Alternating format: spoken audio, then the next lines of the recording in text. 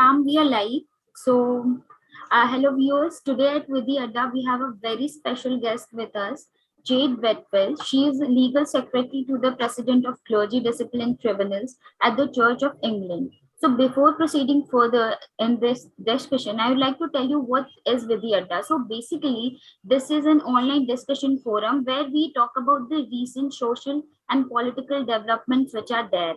And today, our guest will tell us about how the lawyers are doing with the UK perspective, how the studies are there when it comes to the law, legal education. What are the kinds of scholarship that the students are getting to get into this field? So I welcome you, ma'am, here, and now Prem sir will continue further. Okay, thank you, Anupama. First of all, I very welcome Jade Whitfield for giving us such from her busy schedule.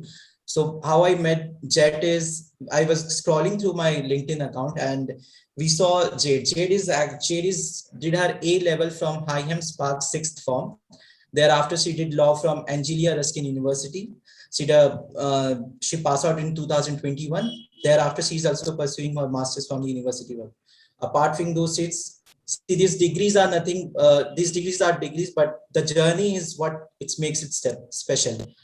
And now, when I was going to, I want to read her story, which is very touching, and you can just see. I'll just go into her profile, and so I'll start what she said. I think she recently passed out. Yesterday, I graduated from Anglia Ruskin University with a first class honors in law. All my hard work and endless hours with my head in a book or multiple in the library has finally paid off. I'd like to take this opportunity to demonstrate that people from underrepresented backgrounds like myself can achieve whatever they put their minds to. I was raised by a young mother, attended a state level and had a free school meals at lunchtime. As a child, I always felt inferior to those students who had a packed lunch. However, looking back, I love my turkeys, Twizzlers, and potato smiley faces. We don't know, but just do explain what are those. I am grateful for the background. I am grateful for the background I came from. It has given me more determination, drive, and motivation to become a successful criminal barrister. I believe that I utilize my skill that I have learned both professionally and personally and deliver the best outcome for my clients. I cannot wait to start the BPC with the University of Law in due course. I'm also excited to start my new job as legal secretary with the Church of England on Monday. She has just joined this past Monday, right? Mm-hmm. I'm a firm believer that good things come to those who wait. And for someone like me, who is considered a mature student, I'll take that any day. I think Jade is a very inspiring story, and I think it's the full potential is yet to come. But whatever journey has this past, we would like to hear from Jade herself, how she started, why she choose law. Like there are many subjects to pursue, but why law? And how in UK a student pursue a law, what are the requirements for pursuing a law? How she has managed to financially support her studies, and then she has got the job. And so we can start with this beautiful lady, Jade Whitfield. Hello, thank you. Firstly, I'd just like to say thank you for having me on here. It's my first interview ever, so it's quite nerve-wracking, but nevertheless, it's good to be here. So thank you. With regards to my legal journey, so like you just mentioned, I did go to school and then I did my A-levels. I then took a 5-year gap from education. From a younger age, I didn't necessarily want to become a lawyer straight away. And I was doing other things. I was more a creative, actually. So I was a bit of a musician, and I would do things like that. And I wouldn't necessarily do anything legally related. And it wasn't until I had the opportunity to move to another country. I actually lived in Norway for just under 3 years. And living in another country, I guess, gave me a different perspective.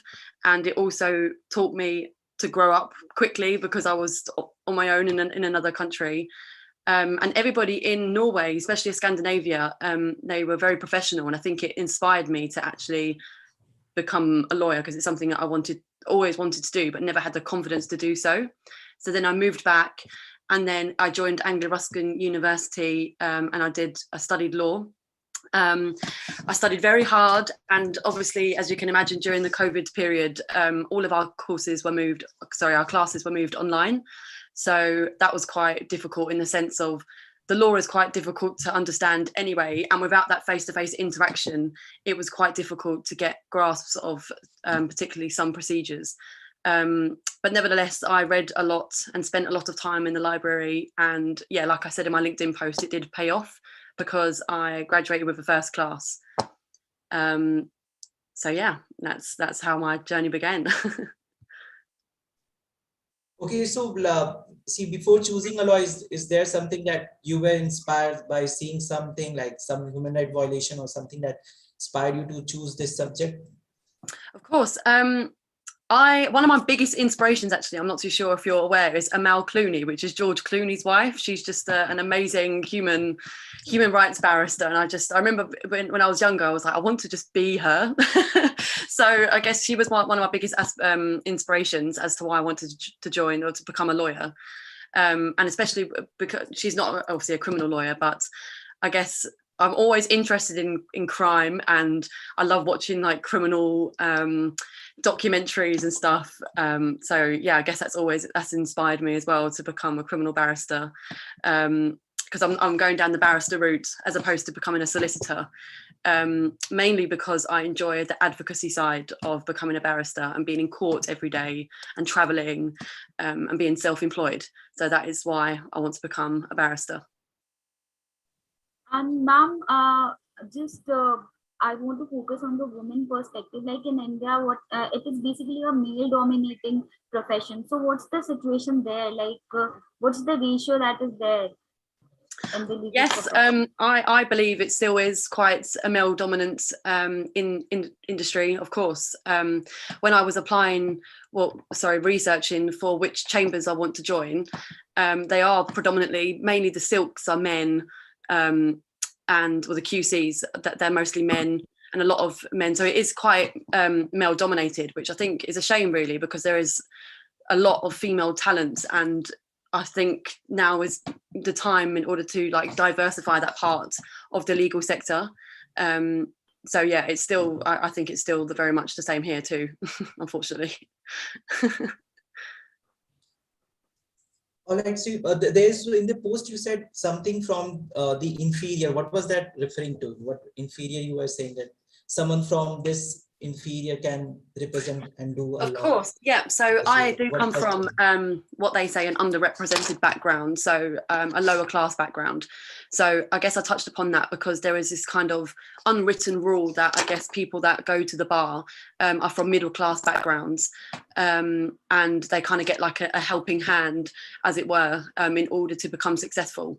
And I think naturally people from like me who do come from underrepresented backgrounds can feel inferior to those who do have that helping hand and that support.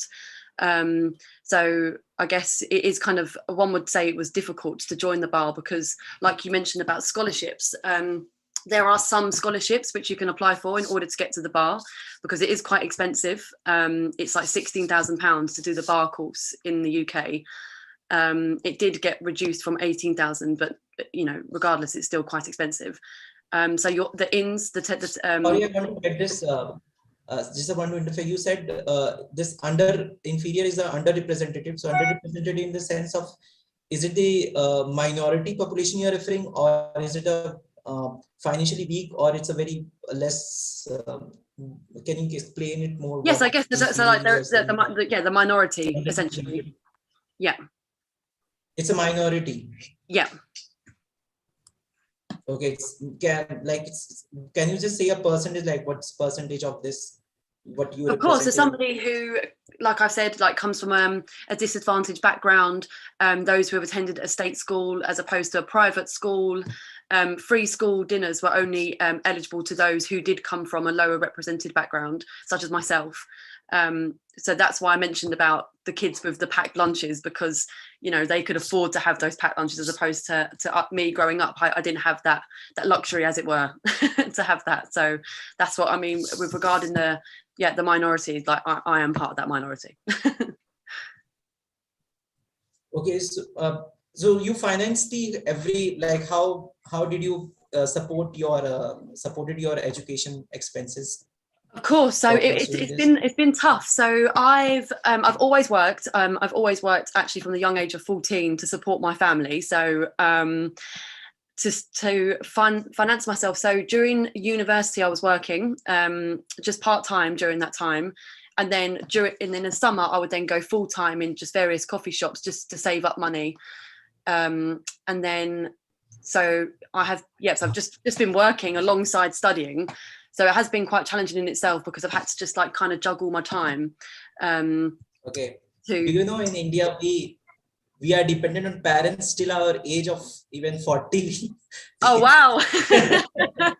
Yeah, it's actually true. Like, I think very few, like, where there is very less scholarship available in India.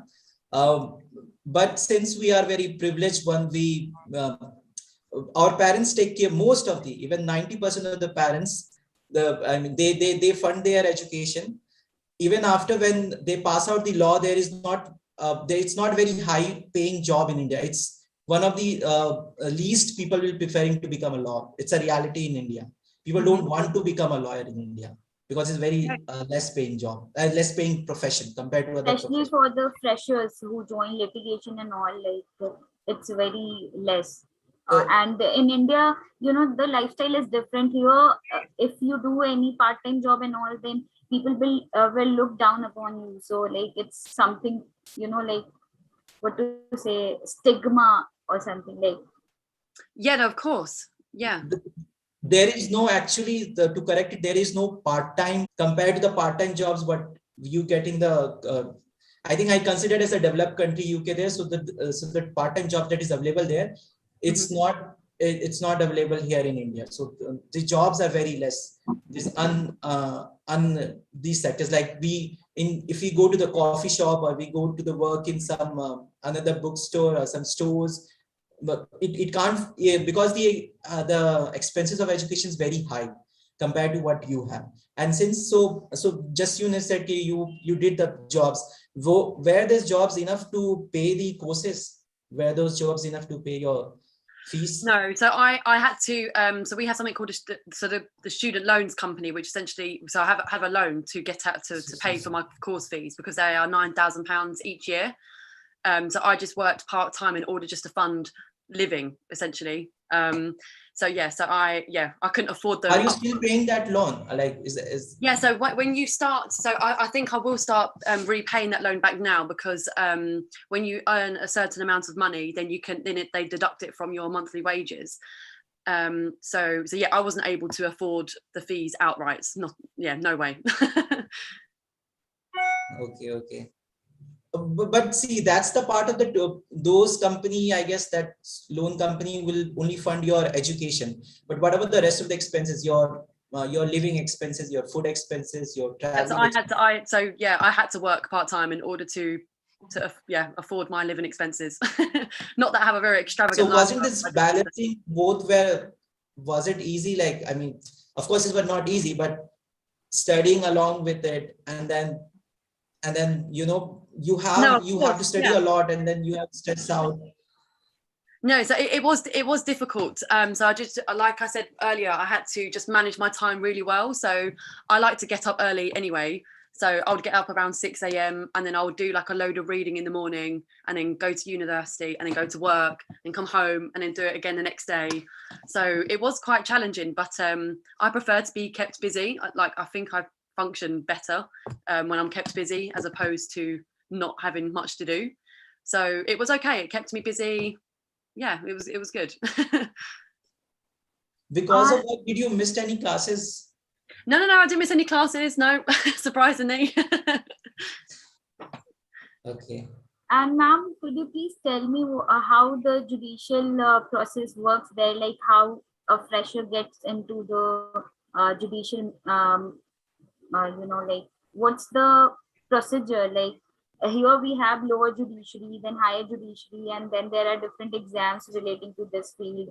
So what's the scenario there? Like what are So the different posts that students can apply or like, no, of course. So you have to get a degree, and it could be any degree in the UK, and then you can do something called a GDL, which is a conversion course. So you can then convert that degree into a law degree, and then once you've completed either a law degree or a non-law degree, and then you've done the GDL, you then go on to, depending on which route you'd like to go. So either becoming a solicitor, you study the legal practice course, or you do the bar practice course. The BPC is what I'm doing. You can also, before you choose to do those, you can also do your masters. So similar to what you were saying that you were studying. So you do your undergraduate and then you do your masters, and then you can do the solicitor route or the barrister route, the LPC or the BPC, and then you would then join chambers, which is what I will do, or then you join a law firm with the solicitor route. So it is, all in all, it does take around 5 years to become a fully practiced lawyer in the UK.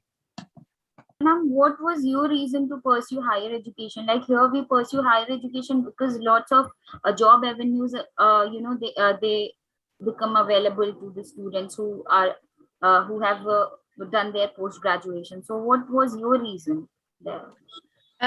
So essentially, I just wanted to have as much education as I could, and especially because I am studying the bar course alongside the masters, and I'll be doing that next year. I think it's just because I just wanted to get as much knowledge as I could, especially in the area of field in which I wish to to practice in. So I guess just wanted as many qualifications as I could. One of those reasons is just to be taken more seriously. I think if you haven't done a master's in the UK, especially again being a female coming from an underrepresented background, I think. Sorry, am I cutting? Can you hear me? Yes, ma'am.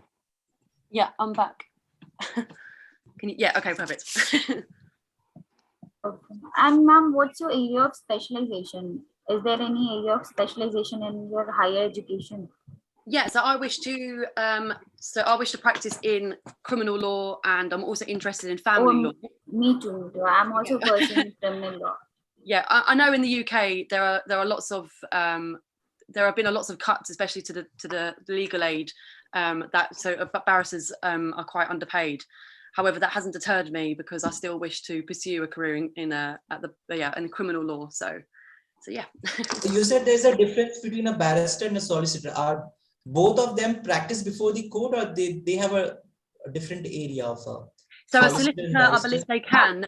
Once they can, yes, they can speak in court. I think it's called the advocate to rights that they need to get in order to speak in court. But a barrister primarily has it's more has the right to go before the court. Rights to audience, sorry, my apologies, rights to audience. So solicitor has a rights to audience, and then they can speak in court. So what some people often do, because the bar is so competitive, they go down a solicitor route, and then they get the rights to audience in order to speak in court. So yeah, if that answers your question. Ma'am. Yeah. Yeah, you can go ahead, ask. Yes, sir.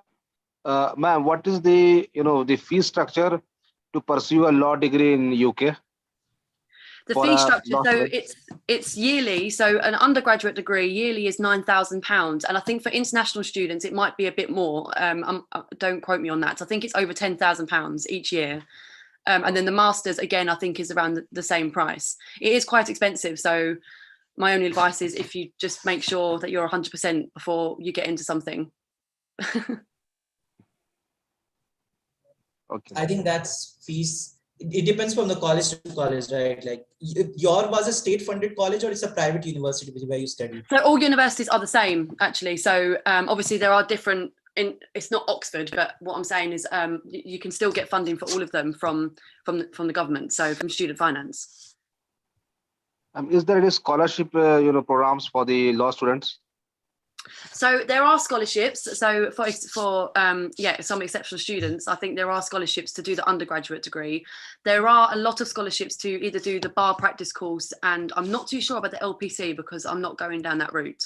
But so the University of Law, which I'm going to study at next year, they offer scholarships for people like myself, again, putting emphasis on underrepresented backgrounds, and so on and so forth. And for the bar course, because I'm part of an inn, so essentially to become a barrister, you have to join one of the 4 inns. So there is the Inner Temple, there's the Middle Temple, Gray's Inn and Lincoln's Inn. And they kind of, I guess, manage the barristers in the UK. And they offer scholarships to those who wish to study the bar practice course. And then they can cover the full fees of the bar practice course, which I believe is around £16,000. So they can cover that but it is quite an extensive application form, and they do give you an interview as well. So it's not just like, giving you money. So yeah. All right, Jade, since your all education, you got a scholarship. Like, is it hard to get a scholarship, or like you really? So I haven't actually. So I've passed one of all.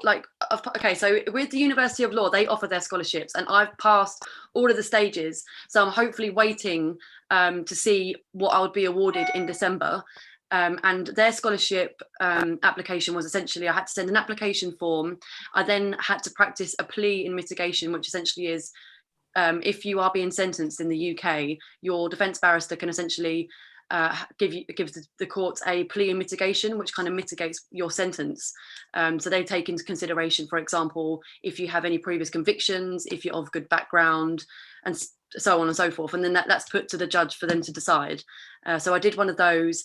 And I also did like a general knowledge questionnaire, which was completely random. It was asking me questions that I've never even heard of before, but luckily I passed that as well. So I'm just now waiting in December to see if I'm awarded any money to put towards my funds, the course fees.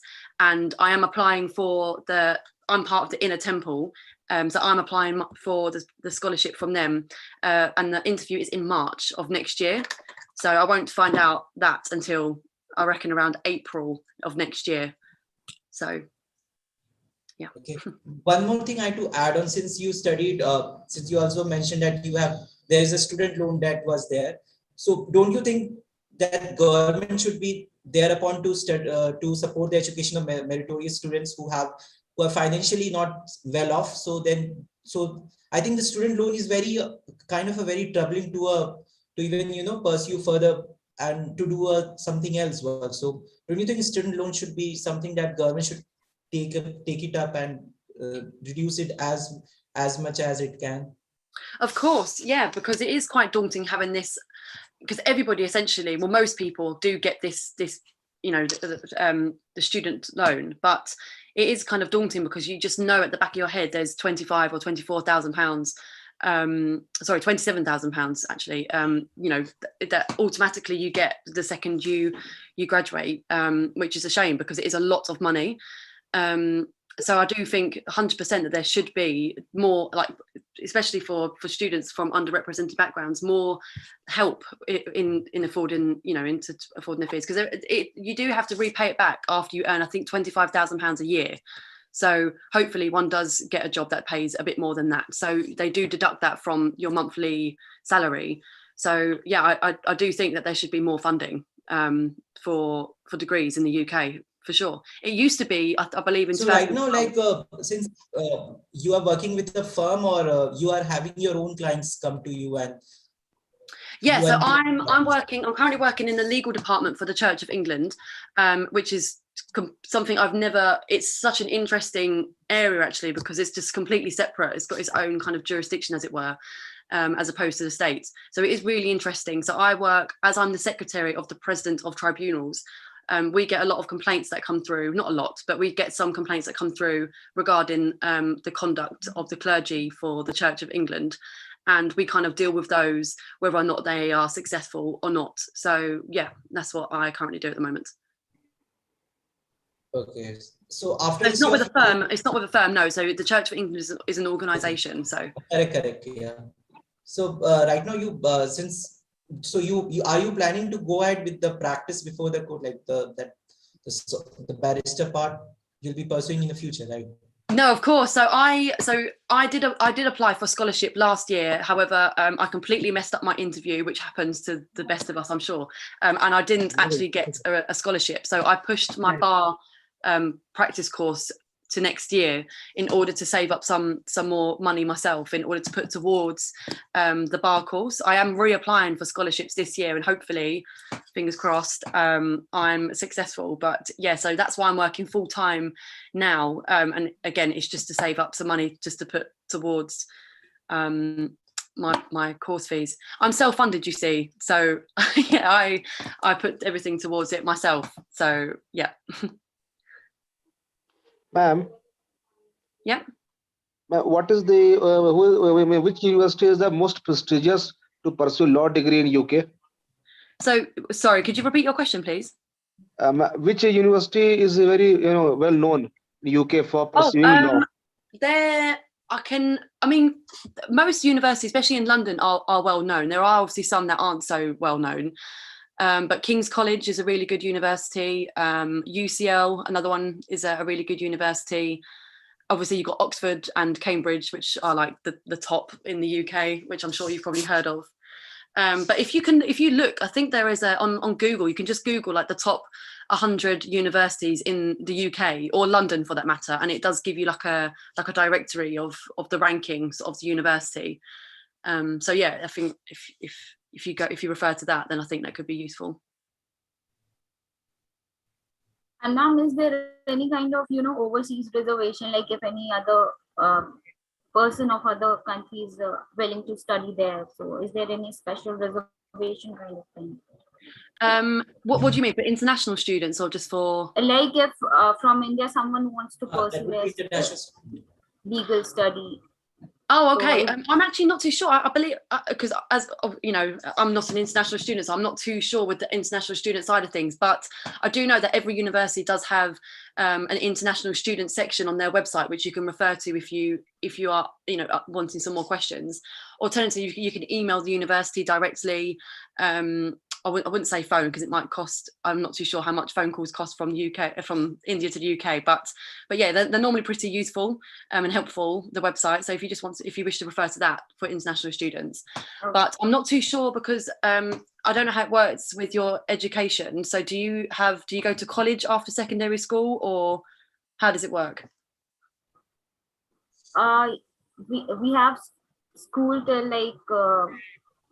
I don't know how it works there. It's very different from you can't. Yeah, I can't understand explain. Like. But I see the focus was to know more about Jade's. I think to it's not like we'll be asking more of we are diverting the topic for international student how to get in. So so it was all about Jade that we need to know. So apart from being said, one of the things you have mentioned is. See, you were a daughter to a single mother. So how that part have, this thing your family has been supported to you? Yeah, of course. So my mother had me really young. She had me at 16. And so yeah. And then that my mum and my dad split up when I was, I think I was around 3 years old. So yeah, growing up from a single mother who was young was obviously proved difficult in some sense.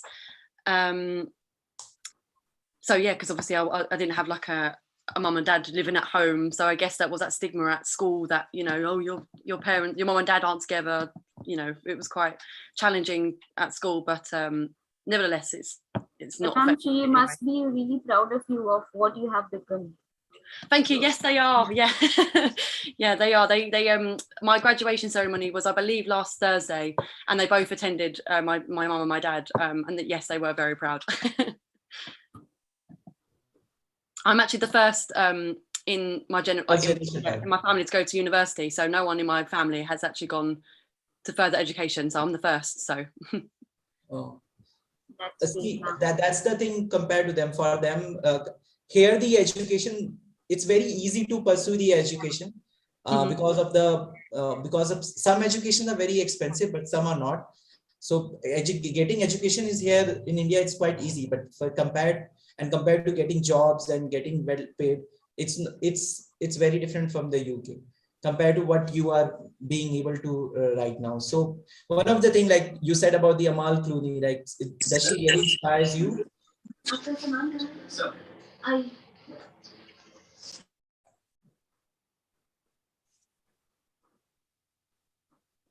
Yeah, you can go ahead with that. The story Sorry, of sorry. Could you? Because there was just a bit of a noise in the back. I didn't hear your question. Sorry. yeah, sorry. Yeah, so I was asking that you were quite inspired by this Amal Clooney. So how is this human rights when a lawyer chooses a practice, to raise a voice for the human rights? How like how come there are NGOs you need to work, or there are there will be some activists you will be working, but why those activists and NGOs will be working with a young lawyers like you? Because I guess I can I'm just trying to think. I can represent those essentially who are like from the same background as me. So yeah, I'm not trying to say I'm trying to inspire other people, but it's kind of like, if I can do it, then so can you. And I think that's kind of a fundamental thing that I just kind of want to instill, especially in younger people, that just like, don't be afraid, and you should go to university, and you should try and do whatever you want to do. So yeah, I guess I'm not trying to be a voice for the voiceless, but yeah, that's hence why I posted that on LinkedIn, because it was trying to just push the younger generation to just do what they want to do, and it shouldn't matter your background or where you're from, and that shouldn't deter you from doing, because essentially we're all equal. So I don't understand why, just because you're from a less advantaged background to those who are, why that should stop you from doing what you want to do. And it didn't stop me, so. And ma'am, I would like to ask you, is there any personal encounters or any kind of incident like that made you realize that how much a lawyer can bring a change in the society, and how you can like literally bring a change in somebody's life? Have you witnessed? So I guess with especially with defense criminal barristers, I know if you don't necessarily know the law as such, people do often wonder why you would want to become a defense criminal barrister. Like, an obvious question I get is, why would you want to defend criminals? Why do you want to defend whoever?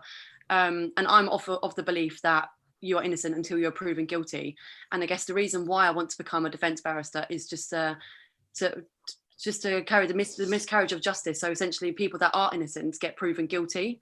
So I think just helping those and just providing, an excellent service, as it were, to the client.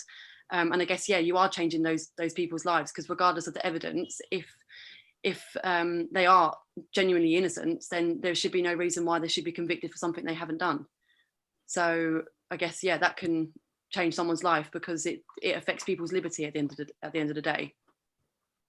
And ma'am, you also mentioned that you are very fond of watching movies, especially relating to crime and all. So what are your 3 favorite movies, or something that you would like to suggest our viewers? Oh, that is a good question. Okay, well, one is not necessarily criminal, but it's Homeland. I don't know if you've seen Homeland on Netflix. That is one of my favorites. One of my favorite programs to watch on Netflix. I highly recommend that if you have some time. There are a lot of seasons, and it is a lot of hours. So yeah, and I'm just trying to think of other ones. There are so many that I choose to watch. Obviously, our TVs aren't. I assume you might not get the same channels as we do over here, but there are lots of things on like Channel 4, lots of crime documentaries. But I'm just trying to think off the top of my head, what are my favourite? I like the film Seven. It's a horror film, actually. It's with Brad Pitt. That's one of my favourite films. It's quite iconic, actually. But yeah, I'm not too sure. I can't think of the third one. There are so many to choose from. You're not inspired by this Suits? Suits, yeah. Do you know what? I haven't seen it. There are so many people that have asked me, have you seen Suits? But I haven't seen it, no. It is on my to-watch list. So, yeah, I will watch it in due course. And ma'am, one more film is there that might interest you. The life of David Gale. It also talks about, injustice which was done to a person who was innocent. I would highly recommend you to watch that movie. Oh, okay, thank you. Yes, what was it called again, sorry? The Life of David Gale. I think Kate Winslet is the actress. So basically, a person was on his death sentence, wrongly accused of murdering someone. So yeah, it's a really nice movie. I would suggest you to watch it. Okay, great. Thank you. I will. One criminal question I just just mentioned is that we always, I think that theory is also applicable in India as well. The common law system that since we all inherited the law from the British, those laws still prevalent, like Indian Penal Code, Criminal Procedure Code, Civil Procedure Code. So we have this theory that innocent until proven guilty. So but in India, if somebody has to be get arrested, there in India it's very easy to arrest a person compared to what is the law that you have seen is there while arresting a person, while taking into a custody. Sorry, could you repeat your question? Sorry. Yeah, my question is, for arresting a person in India, just piece of in a piece of paper, if there is an information complaint has been registered to a police, a cop nearby, they can immediately arrest you. If and the arrest procedure is quite very easy, like they don't need to get a sanction or some sanction from a magistrate or some judges. The arrest is very easy to arrest a person is quite easy. So I need to know, like, what is the arrest goes for in the your. Of course. So the police can arrest you, and again, they have their own separate act. So it's the Police and Criminal Evidence Act. I believe it's 1984. I'm not too sure. You might have to check on that one. But so essentially, the police can arrest you, but they do have to tell you your rights as to why they are arresting you. So we are arresting you on suspicion of criminal damage, for example, or suspicion of murder, and then they set out your rights, like your right to remain silent and so on and so forth. So yes, you can get arrested. Don't we need the arrest warrant to be sanctioned from before a judge before arresting a person? So no, so to come into a premises to arrest somebody, they do need to have a warrant to come inside a premises, especially if it's your home. But if you're walking down a street and you fit the description of a suspect, for example, they can arrest you on suspicion and then once they take you down to the police station, there is other rules which the police essentially have to follow once they bring a potential suspect into custody.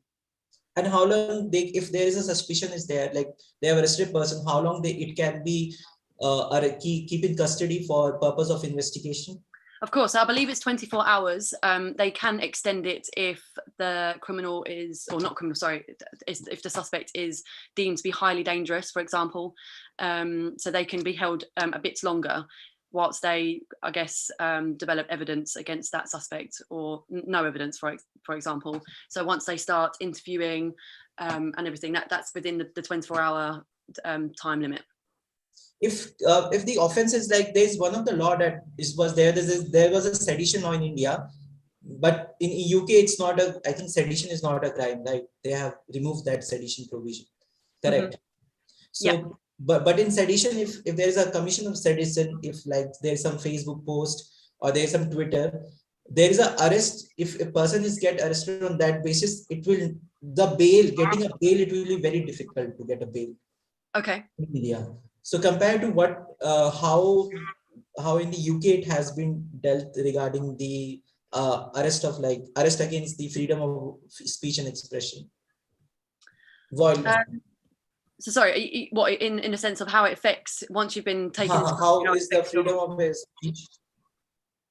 Person who committed any offense, which is person who commits any offense that has misused the freedom of speech and expression. So do you know? So how the judges take it as a liberal, like they whether that person gets arrested very easily, or it has to be there's some procedure involved in arresting those persons? Yeah, I mean, I guess they do have their own procedure, which the police do follow quite closely. Otherwise, they can, if they do not follow the procedure, then they are at risk of evidence that they have brought together against this suspect, it could be inadmissible in court because the police haven't followed certain procedures. So I guess in that sense, they are kind of regimented, that they do have to follow those rules and procedures. So yeah, I don't know if that answers your question, whether or not it's easy or not. Yeah, I mean, some of it. Okay, and ma'am, is there something like media trial that's there in UK? Because in India, we face a lot of issue regarding the media trial. If there is any case of, you know, celebrity or something, so media already declares it to be like, yeah, he is the victim. And is there any case of media trial in UK also? Like, is there any case in the media that's driving me? Like, no. I just wanted to ask you, like, is there, like in India, we, you know, somehow the justice is being hindered by media trials. Like, media already declare a witness. They already give their verdict. Like, he's the victim, and he's the accused. Like, if it is a high profile case, you know, concerning the celebrity. It is regulated. How the media are being regulated while reporting crime cases. Yeah, no, of course. So I personally, when especially like a high profile case does get into the media, it can prejudice the decision, especially that of the jury, because they could be misled essentially and given an improper verdict. So they could say they're guilty because of something they've read in a newspaper. So I do believe that cases getting into the media can prejudice the decision that of the jury. So going back to what I said about you're innocent until proven guilty, essentially if the suspect's background, you know, previous convictions that have been kept out of the court, for example, been put in the media, then yeah, it could sabotage the decision. So I don't really think it's a great idea for such cases to get into the media. I do understand, obviously, that there is a public interest in which they do put these cases into the media and the media get their hands on them. But for the purposes of justice, essentially, I don't think it works very well. Okay, I think this Bhupender Gupta have some question. If you can unmute him. May I ask, sir? Yeah, sure. Ma'am, I want to know how we can shift from here, from India to UK. Sorry, could you just repeat your question, please? Yeah. We are in legal profession in India. Now I am continue practicing as advocate in Indian courts. If I want to shift in UK, then how I should do there? Any qualification? If you wish to study in the UK, did you say? Yeah. So you can study an undergraduate degree. Is that what you mean? So if you wanted to start studying as an undergraduate and then going on to masters, and is that what you mean? It's not able to figure out. I'm not sure what you meant. It's a very common question. Like, see, Jade is not here for like telling you like how to pursue a law. It's about Jade's story. How is she doing law, and we just need to log what till now, what theory she has learned and how she's dealing with the law. So she can't give a career consultancy advice right now. So just excuse her. Okay. Sorry. Okay, right. Sorry. Okay, so it's about Jade was telling about, you know, the criminal procedure right there, and compared to the India we have, and maybe, you know, Jade, what is your favorite subject that you are excelling in? Like, what do you have like in law? I really enjoyed work. Well, I enjoyed studying medical negligence, actually, which is I received the highest mark actually in all of my assignments for medical negligence. I think it's really interesting. So that's one of the subjects I really enjoyed. So yeah, I especially enjoy. I hated land law. I don't know if anyone ever studies land law. It's the worst subject in law, in my opinion. It's just, yeah. So thank God I don't have to study that again. But yeah, so criminal law, family law, and medical negligence were my three favorite topics to study at law school. So during your work experience, have you like got any touch of any case you can share with us that, I mean, this case while I was working was very touched me. Like, I really worked hard on this case, and and got a result? Any case you can share Of with us? course, yeah. So when I worked, I'm just trying to think. When I was exposed to a lot of cases when I was working as a paralegal in a law firm. There are a lot of cases, especially regarding children and things like that. So I think when I put in a lot of work and then you get the outcome that you had hoped from the start, I think it is really rewarding. Obviously, I can't disclose too much information because obviously they're confidential. But there was a case in particular that did actually involve children. And so, yeah, it was just essentially that the father being able to have access to those children because, yeah, he wasn't able to initially because his partner had stopped him from seeing them. And when you have like a certain outcome in your head from the beginning and you see all the work that's put into the case and they go to court and then you get the outcome that you'd hoped, I think it is really rewarding and it's satisfying because you've worked hard and you've got the required outcome or achieved outcome. So, yeah. All right. As you mentioned, you did like this subject is medical negligence subject.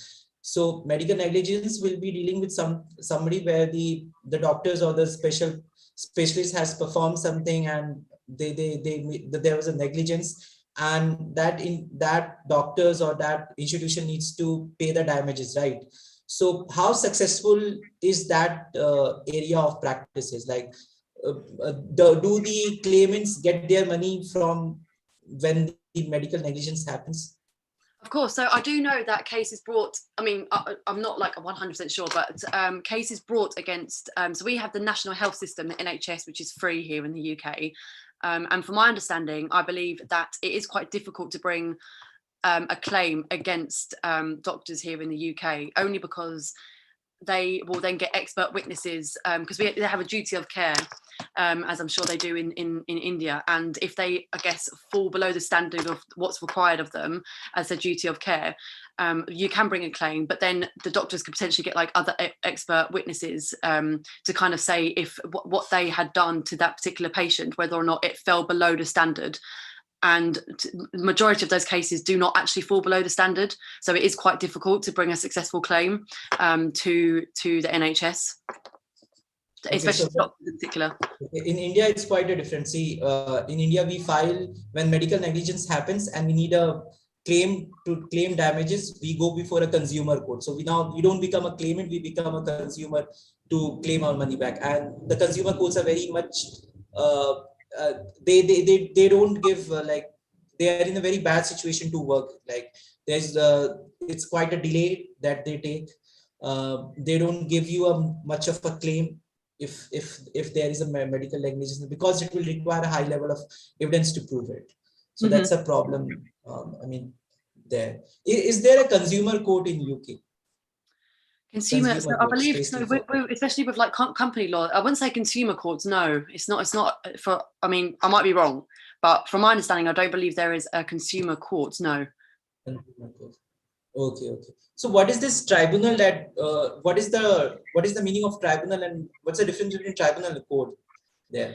So essentially it's more like for civil claims. So for a tribunal, so we have like what's called like employment tribunal. So if you wish to bring a claim against your employer, for example, you would go to a tribunal.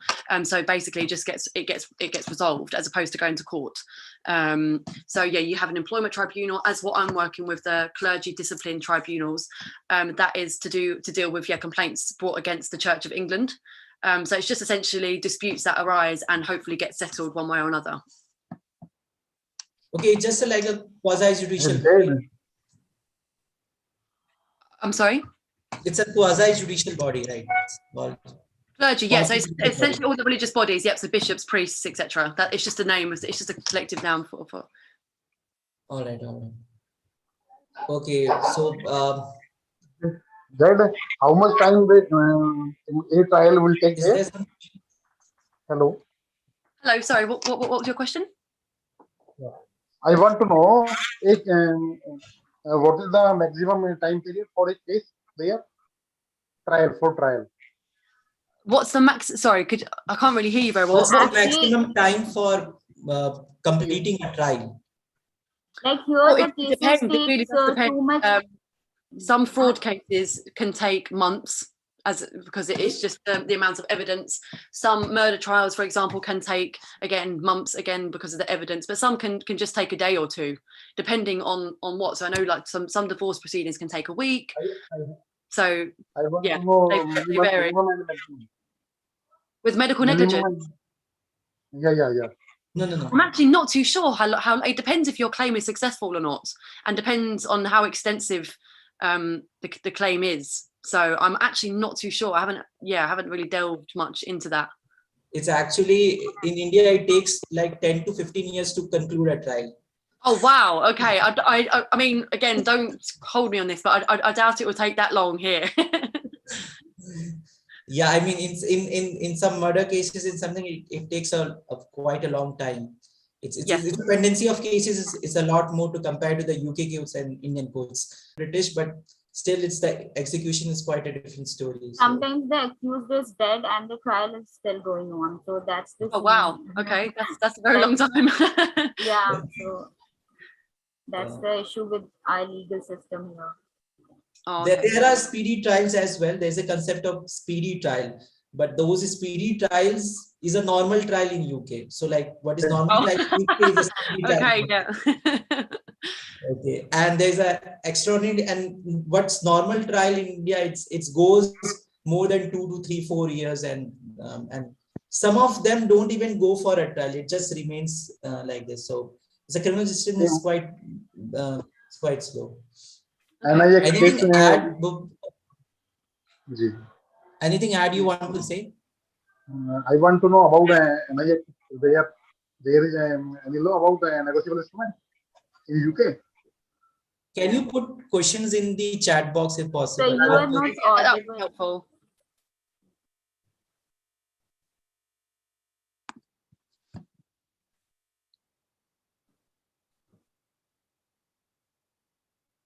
Are we waiting for him? Like, is he typing? Can you but आप उसमें ना chat में post कर दीजिए. If you can put your question in the chat box, because your net connection is quite slow, so हम आपका voice नहीं hear कर पा रहे. We not able to hear your voice. Oh, okay. So the question comes is, NIA basically means negotiable instrument. Negotiable instruments check bounce cases. Are there such bond cases? Yeah, he's asking. There are check bounces cases, right, in UK? Sorry, what is it? Check. Check is basically a negotiable instrument, like a check or.